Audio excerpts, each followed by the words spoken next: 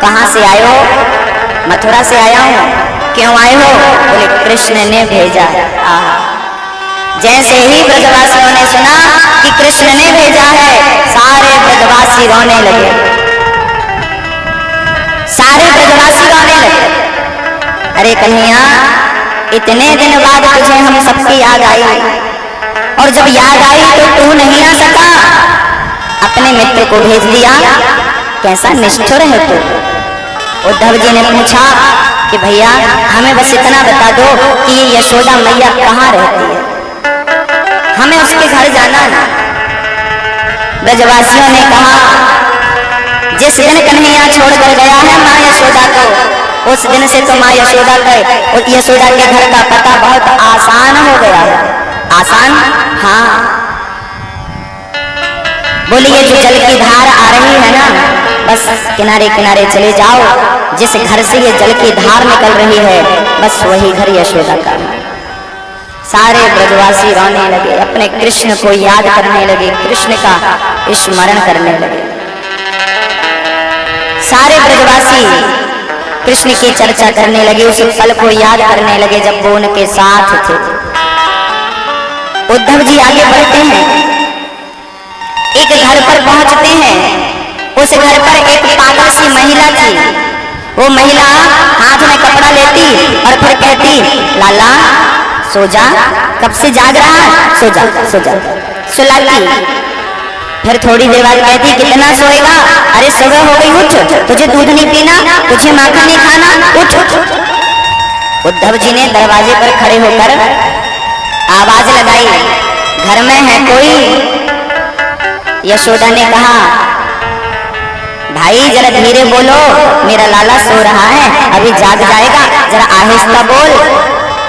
उद्धव जी ने कहा, ये पागल महिला कौन है, कपड़े को सुला रही है। बाजू में एक बूढ़ा आदमी बैठा था, वो भी रो रहा था, सिसक रहा था, बैठा बैठा। उद्धव जी उस पागल आदमी के पास चले गए। अरे भाई, क्या यशोदा का घर यही है? अरे भाई सुन रहे हो कि बहरे हो? यशोदा का घर यही है। मैं मथुरा से आया हूँ, कृष्ण का मित्र हूँ। जैसे ही कृष्ण का मित्र कहा, उस बूढ़े आदमी ने देखा, अच्छा, पहले तो ऐसा लगा कि कृष्ण आ गया, लिपट गए हृदय से, लग गए गले से। फिर देखा, रे मैं कृष्ण नहीं, मैं उनका सखा उद्धव हूँ। अच्छा आप उद्धव हो, क्षमा करिए परेशान किया। क्या बता पाएंगे कि यशोदा का घर कौन सा है? हाँ हाँ मैं बता पाऊंगा, ये घर यशोदा का, यही घर है। तो क्या बता पाएंगे कि यशोदा मैया कहाँ मिलेगी? वो कृष्ण की माँ है, मैं देखना चाहता हूँ, दर्शन करना चाहता हूँ, उनसे मिलना चाहता हूँ। कैसी होंगी वो माँ, एक बार मिला दो मुझे। बूढ़ा आदमी कोई और नहीं था, स्वयं नंद बाबा थे। ऐसी हालत हो गई थी, कोई पहचान नहीं पा रहा था। नंद बाबा इशारा करते हैं, ये जो महिला है जो कपड़े को उठा और सुला रही है ना, यही यशोदा है। अच्छा ये यशोदा है? हाँ। तो ये पागलों की तरह व्यवहार क्यों कर रही है? तो ब्रह्म की माँ है। अरे तेरे उस ब्रह्म से प्यार का यही नतीजा है। तेरा जो ब्रह्म है ना कृष्ण, उसके प्यार में ये पागल हो गई है जिस दिन से कन्हैया गया। यशोदा कभी उखल को देखती, उखल को देखकर अपने कृष्ण को याद करती, कन्हैया मैंने तुझे इस उखल से बांध दिया था ना, इसलिए लगता है तू छोड़ करके चला गया। कन्हैया एक बार लौट करके आ जाओ। क्या तुम्हें अपनी माँ की याद नहीं आती? हे श्याम सुंदर, इस माँ की एक ही गलती हुई, हमने तुम्हें बांध दिया था ना सूखल से, तुम्हें माखन भी नहीं खाने दिया हमने, शायद इसलिए तुम हमें छोड़ करके चले गए। कन्हैया जो सजा देना हो दे दो, लेकिन सब भाग्यों को छोड़ करके मत जाना। हे श्याम सुंदर,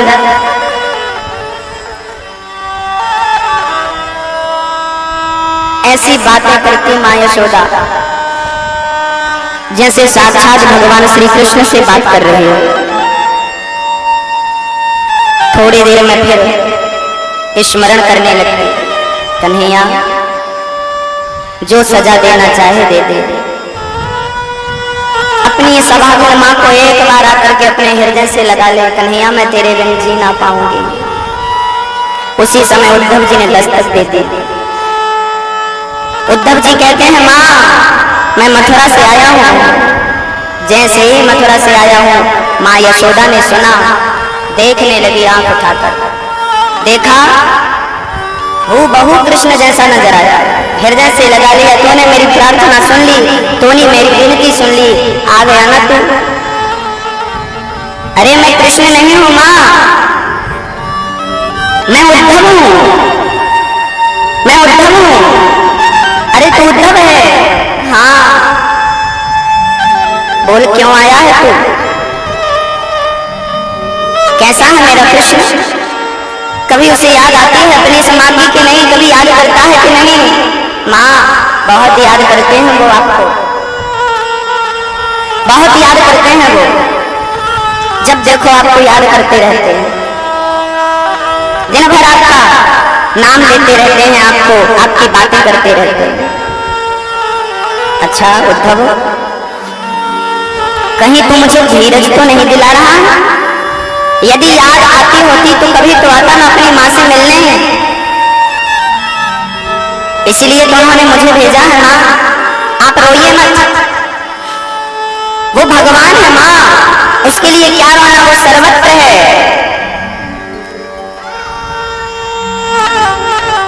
माँ यशोदा ने कहा उद्धव तेरे पांव में कभी कांटा चुभा है? बोले नहीं। जब तेरे पांव में कांटा चुभा ही नहीं है तो तू दर्द क्या जाने, दर्द क्या होता है। काश तूने कृष्ण से प्रेम किया होता, काश वो तेरा बेटा बनकर जन्मा होता और फिर तुझे छोड़कर गया होता तो तुझे रोती है। पर वो कृष्ण से मिलने कोई नहीं जाता। 10 किलोमीटर दूर है, कोई ज्यादा दूर नहीं। वृंदावन से मथुरा इतना ही दूर है, 1-1.5 घंटे का रास्ता है। कोई पैदल जाए तो भी 2 घंटे के भीतर पहुंच जाएगा। हम नहीं जाते। किसी ने कहा तो क्यों नहीं जाते, जाकर मिल लिया करो। गोपियां कहती हैं उद्धव, जो व्यक्ति केवल ये समझता है कि कृष्ण मथुरा में है वो जाकर मिले, लेकिन हम तो मानती हैं कि कृष्ण तो हर पल, हर क्षण, हर सेकंड हमारे साथ हुई है। हम तो कभी ये महसूस ही नहीं करती कि कृष्ण हमसे दूर है, कृष्ण हमारे करीब है। अरे जब कृष्ण हमारे करीब है, जब ये तुम जानती हो तो फिर रोती क्यों हो? उद्धव जी ने प्रश्न किया। राधा रानी ने बहुत अच्छा उत्तर दिया। उद्धव, कृष्ण हमारी श्वास है, कृष्ण हमारी धड़कन है, कृष्ण हमारे भीतर है। हम रोती हैं क्योंकि हमें रोने में सुख मिलता है, हमें रोने में आनंद मिलता है। हम सारी गोपियां रोती हैं और जब आंखों से आंसू निकलते हैं ना तो हम अपने आंसुओं को हाथ में लेती हैं और अपनी आंखों से निकले हुए आंसू को हाथ में लेकर उस आंसू में ही अपने श्री कृष्ण का दर्शन कर लिया करते हैं। सारी गोपियां उद्धव को चुप कर चुकी हैं, कोई उत्तर नहीं है, निरुत्तर हो गए श्री उद्धव जी। एक सखी कहने लगी, एक भौरा आकर राधा रानी के पांव में गुंजार करने लगा। एक सखी कहती है, देख तो ये कृष्ण कितना कपटी है, ये भौरा भी काला है, वो कृष्ण भी काला था। ये कृष्ण काला ना बड़ा कपटी है। क्या बिगाड़ा था राजा बलि ने? उसके 3 पग भूमि में सब कुछ नाप कर उसे पाताल भेज दिया। क्या बिगाड़ा था सुपर्णखा ने? शादी करने आई बेचारी की नाक कान काट दिया। क्या बिगाड़ा था? हमने छोड़कर चला गया। उद्धव जी सब समझ रहे थे, सब देख रहे थे। अरे मैं तो इन्हें अनपढ़ समझ रहा था, मूर्ख समझ रहा था, लेकिन ये तो बड़ी ज्ञानी है, ये तो कृष्ण के करोड़ों जन्म की चर्चाएं जानती हैं, हर लीला को समझ रही हैं, वही राम है, वही वामन है, वही कृष्ण है, ये इस ज्ञान को जानती हैं, तो इनसे बड़ा ज्ञानी कौन हो सकता है। उद्धव जी समझ गए कि गोपियां कोई साधारण नहीं है, ये गोपियां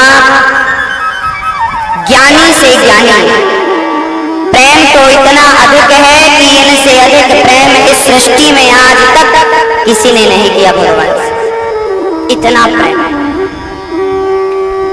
ईश्वर प्रेम से ही मिलता है। उद्धव जी ज्ञानी थे। सच्ची बात यह है कि उद्धव के अभिमान को भंग करने के लिए भगवान पहुंचे थे। उद्धव जी को वृंदावन केवल इसलिए भेजा गया था क्योंकि उद्धव अभिमानी थे, ज्ञान का अभिमान था। और याद रखना भक्तों, ज्ञान पक्ष अलग है और भक्ति पक्ष अलग है। ज्ञानी यदि भगवान के पास चला जाए तो वो फिसल सकता है, लेकिन भक्त भगवान के पास जाता है तो भगवान उसका हाथ पकड़ लेते हैं और फिसलने कभी नहीं देते। ज्ञानी जो है वो बंदर के बच्चे जैसा है और भक्त जो है वो बिल्ली के बच्चे जैसा है। अब बंदर के बच्चे में और बिल्ली के बच्चे में कितना अंतर है वो आप बहुत ध्यान से सुनिएगा। बंदर का बच्चा जो होता है वो सदा अपनी माँ को पकड़ के रखता है। बंदरिया इस पेड़ से उस पेड़ में छलांग लगाती है तो बच्चा पकड़ के रखता है, यदि पकड़ कमजोर हो गई तो बच्चा गिर जाएगा। बंदर का बच्चा अपनी माँ को पकड़ता है, जबकि बिल्ली के बच्चे के साथ ऐसा नहीं है। बिल्ली का बच्चा जब जन्म लेता है उसकी आंखें बंद होती हैं। कहा जाता है कि बिल्ली अपने बच्चे को 7 घर घुमाती है, तब कहीं जाकर बिल्ली के बच्चे की आंख खुलती है। 7 घर बिल्ली ने बच्चे को घुमाया तो उसकी आंख खुली। आप भी 7 दिन की कथा सुन लोगे तो आंखें खुल जाएंगी। श्री भगवान ये कहना चाहते हैं कि जैसे बिल्ली अपने बच्चे को लेकर 7 घर जाती है। अच्छा, बिल्ली अपने बच्चे को कैसे पकड़ती है और कहाँ पकड़ती है? शायद आपको पता हो, बिल्ली अपने बच्चे को गर्दन में यहाँ पकड़ती है और लेकर दौड़ जाती है। ये वही बिल्ली है जो चूहे को पकड़ लेती है तो फाड़ डालती है और बच्चे को पकड़ के लेकर जाती है, खरोंच नहीं आती। बस देखिए ना, बंदर ने माँ को पकड़ा है और यहाँ बिल्ली माँ बनकर अपने बच्चे को पकड़ी है। अब आप ही बताइए कौन सा बच्चा ज्यादा सुरक्षित है? बंदर का बच्चा सुरक्षित है या बिल्ली का बच्चा सुरक्षित है? जिस बच्चे ने माँ को पकड़ा है वो सुरक्षित है या जिसे माँ ने पकड़ा है वो सुरक्षित है? बस सीधी सी बात है कि ज्ञानी भगवान को पकड़ता है और अभिमान आए तो छोड़ देता है, लेकिन भक्त भगवान को नहीं पकड़ता बल्कि भगवान अपने भक्त को पकड़ता है। तो भगवान से प्रार्थना यही करनी चाहिए कि प्रभु मैं तुझे क्या पकड़ूं, मैं तुझे क्या ढूंढूं, मैं तुझे क्या खोजूं, तू हमें खोज ले, तू हमें पकड़ ले, इतना काफी। तो ज्ञानी नहीं भक्त बनिएगा। ज्ञान का सफर जरा कठिन है, ज्ञान का सफर पगडंडी जैसा है और भक्ति का सफर हाईवे जैसा है। कोई हाईवे पर चले तो रास्ता नहीं भटक सकता क्योंकि हर जगह लिखा है फलाना शहर कितने किलोमीटर।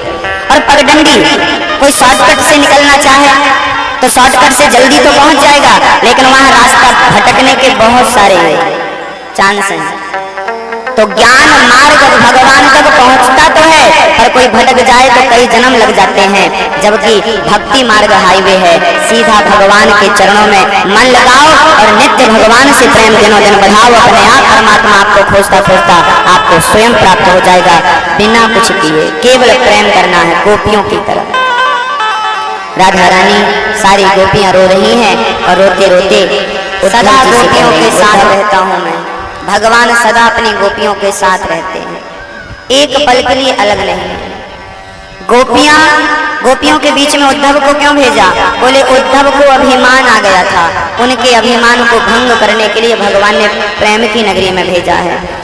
जब आपको अभिमान आ जाए कि मैं भक्त हूँ, जब आपको अभिमान आ जाए कि मैं धनवान हूँ, तो आप अपने से बड़े धनी व्यक्ति को देख लो, अपने आप अभिमान कमजोर पड़ जाएगा।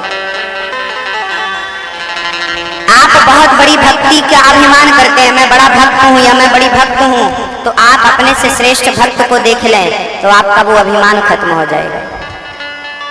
भक्तों, अभिमान हमें ईश्वर से दूर करता है, इसलिए हम में से किसी को और कभी भी अभिमान नहीं करना चाहिए। अभिमान हम किस चीज का करें, पहले तो यही समझना है। आज आप हमसे बताइए कि आप में से कितने लोग ये मानते हैं कि घर गृहस्थी आप चला रहे हैं, घर का काम आप कर रहे हैं, परिवार आप चला रहे हैं, बिजनेस आप चला रहे हैं, आप कर रहे हैं। याद रखना भक्तों, हर बार मैं यही समझाता हूँ कि अपने आप को हम करता ना माने, हम करते हैं ऐसा अभिमान दिल से निकाल दे। हम कुछ नहीं करेंगे तो भी सारे काम होंगे। आज हम कमाने नहीं जाएंगे तो क्या हमारे घर में चूल्हा नहीं जलेगा? बहुत ध्यान से सुनना मेरी माँ और भैया जी, जितने लोग यहाँ बैठे हैं, बहुत सावधानी से सुनिएगा। यदि हम ये बात कहें कि हम चलाते हैं अपना परिवार, हम चलाते हैं अपनी गृहस्थी, हम करते हैं सारा काम, तो एक काम करो, आज आप काम करने मत जाओ। बताओ, आज आप काम करने नहीं जाओगे, कमाओगे नहीं, तो बताओ आपका पेट भरेगा कि नहीं? बोलो हाँ या ना? हाँ या ना? भरेगा ना? हाँ। हम काम ना करें तो भी हमारा पेट भरेगा।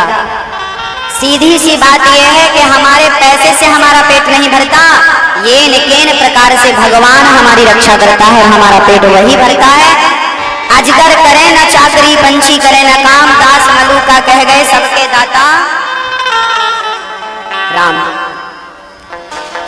सबका काम बनाने वाले, सबका काम करने वाले, सबकी गाड़ी चलाने वाले वही हैं, प्रत्यक्ष नहीं अप्रत्यक्ष रूप से।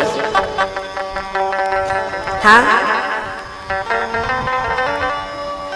अप्रत्यक्ष रूप से वही है जो हमारा सारा काम करते हैं। करते हो तुम कन्हैया, मेरा नाम हो रहा है, मेरा आपकी कृपा से सब काम हो रहा है। सब कुछ वही करते हैं। फिर हम क्या करते हैं? हम केवल मुंह चलाते हैं, डिंडोरा पीटते हैं, हम कर रहे हैं, हमने किया, हम ये करते हैं बस।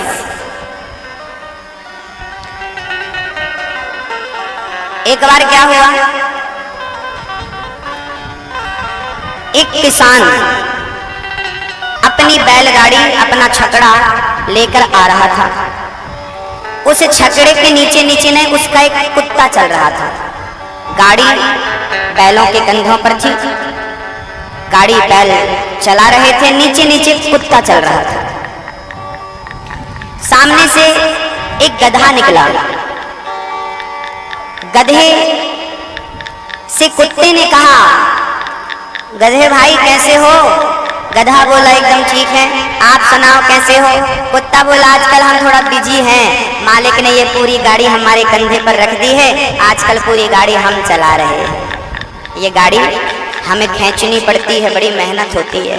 गधा बोला यार हम इतने भी गधे नहीं हैं कि तुम हमें बेवकूफ बनाओ, गाड़ी तुम कहाँ चला रहे हो? तुम तो नीचे नीचे चल रहे हो, गाड़ी बैल चला रहे हैं। कुत्ता बोला तुम गधे की गधे ही रहोगे, अरे ये बैल हमारे बॉडीगार्ड है, गाड़ी हम चला रहे हैं। तो गधा बोला एक काम करो, तुम चला रहे हो तो रुको, स्टॉप। कुत्ता रुका तो गाड़ी भी संयोग बस रुक गई। संयोग है, देख लिया कौन चला रहा है, मैं रुक गई कि नहीं? गधा बोला चलो अच्छा चला, अकस्मात गाड़ी भी चल चली। अब तो कुत्ते की छाती और फूल गई, गाड़ी मैं चला रहा था। आप ही बताएं कौन चला रहा था? गाड़ी बैल चला रहे थे या कुत्ता चला रहा था? कौन चला रहे थे? गाड़ी तो बैल ही चला रहे थे, वो कुत्ता व्यर्थ में कह रहा था मैं चला रहा हूँ, मैं चला रहा हूँ। बुरा ना मानो तो एक बात कहूँ, वो कुत्ता और कोई नहीं है। कौन है वो? जैसे कुत्ता अभिमानवश कहता है गाड़ी मैं चला रहा हूँ, जबकि गाड़ी बैल चला रहे थे, ऐसे ही हम सबकी गाड़ी ईश्वर चलाता है। हम उस कुत्ते की तरह डिंडोरा पीटते रहते हैं, हम कर रहे हैं, हम चला रहे हैं, हम कर रहे हैं, हम कर रहे हैं, बस उस कुत्ते की तरह हम सबकी हालत। हम ना होए तो घर का काम ना हो, हम ना होए तो घर में काम ना हो, हम ना होए तो तुम भूखे मर जाओ, हम ना हो तो ये सारा खर्चा ना हो। अरे भाई तुम्हारे बाप और दादा और परदादा भी यही कहते थे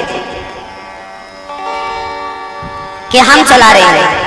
तुम्हारे परदादा सबके सब, आप में से सबके परदादा मर गए। जब तक जिंदा थे ना तब तक मूंछों में हाथ रख के वो भी यही गाना गाते थे, सुनो हम चला रहे हैं।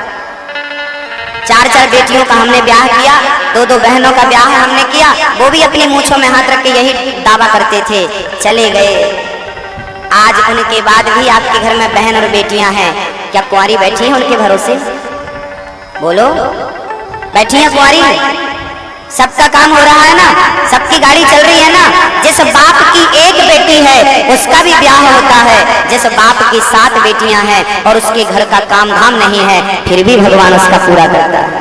सबका काम, सबकी गाड़ी चलाने वाला वही है। हम व्यर्थ में कहा करते हैं हम करते हैं, हम करते हैं, हम तो इन्हें याद करें, हम तो इनका स्मरण करें, यही सब करते हैं, हमारी गाड़ी भी यही चलाएंगे। बस भरोसा हो। एक सज्जन ने हमसे कह दिया, महाराज कर्म तो करना पड़ेगा, काम नहीं करेंगे तो खाएंगे क्या? यदि तुम्हें भरोसा भगवान पर है तो काम भी नहीं करना पड़ेगा, वो आपके मुंह में भी डालता है, खिलाता है। मुंह में डालता, हाँ खिलाता है।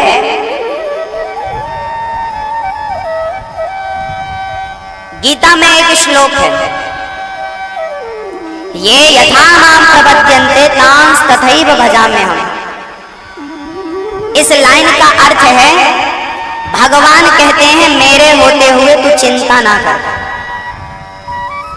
बस मुझ पर भरोसा रख, मैं तेरा सारा काम करूंगा, मैं तुझे खिलाऊंगा, मैं तेरा सारा काम करूंगा, तू बस मेरे पर भरोसा रख।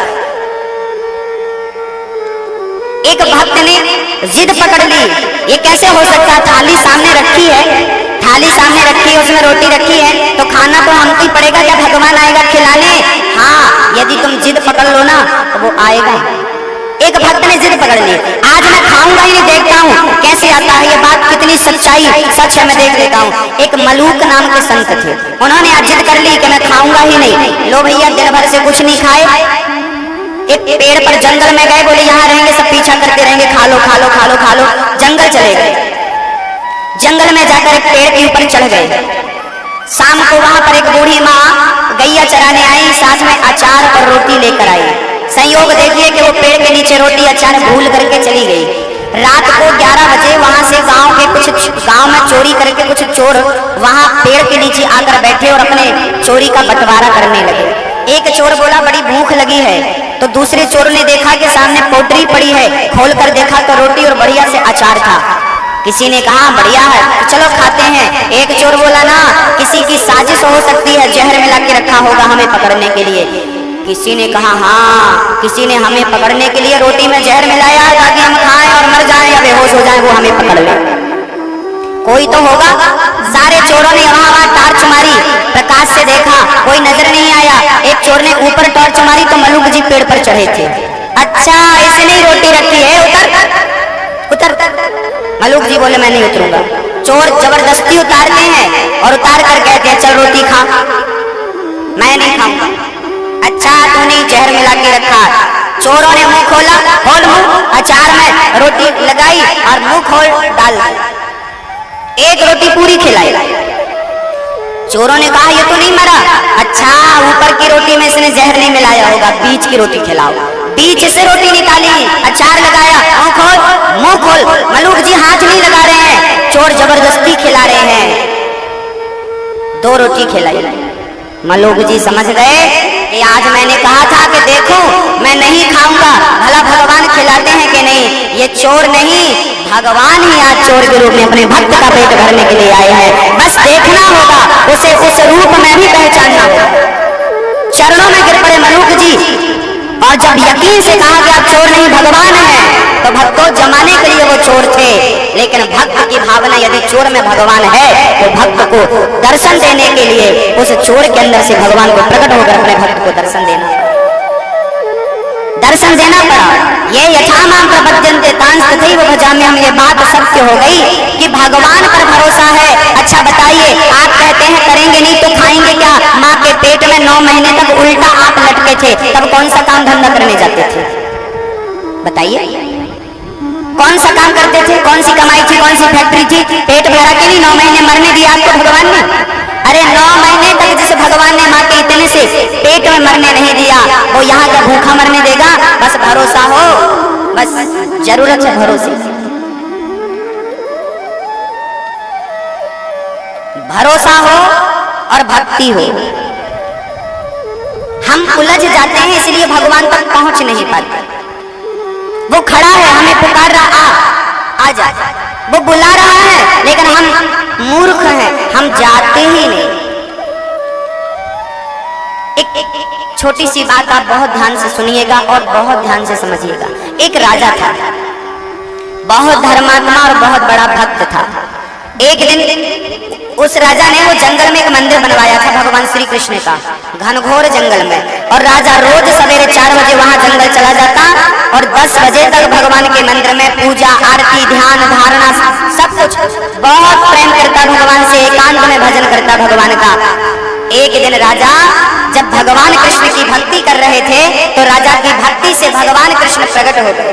राजन, मैं तेरी सेवा, तेरे समर्पण, तेरे विश्वास, तू इतना बिजी है, तेरे इतने काम है, लेकिन इस काम के बीच में तू समय निकाल करके मेरे पास आता है और मेरा भजन करता है। जा, आज तू जो मांगेगा मैं तुझे दूंगा। भगवान ने स्वयं खड़े होकर कहा, राजन मैं तेरी सेवा, तेरी भक्ति से प्रसन्न हूँ, बोल क्या चाहता है? राजा ने हाथ जोड़कर करी, कन्हैया मुझे कुछ देना चाहते हो तो एक वादा करो कि आप मेरी पूरी प्रजा को अपना दर्शन दोगे। मैं पूरी प्रजा को आपका दर्शन कराना चाहता हूं। भगवान बोले ये तो संभव नहीं है, क्योंकि